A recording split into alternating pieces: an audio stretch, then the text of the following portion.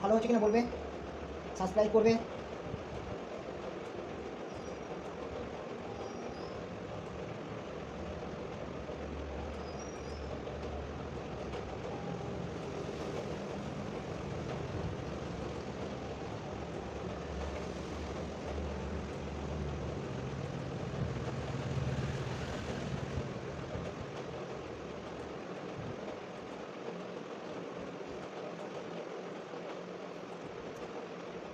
এবার এখান থেকে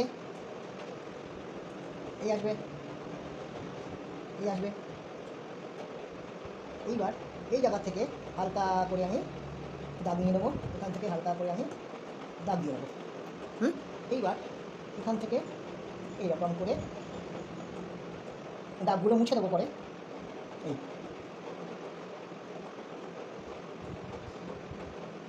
এইবার এইখান থেকে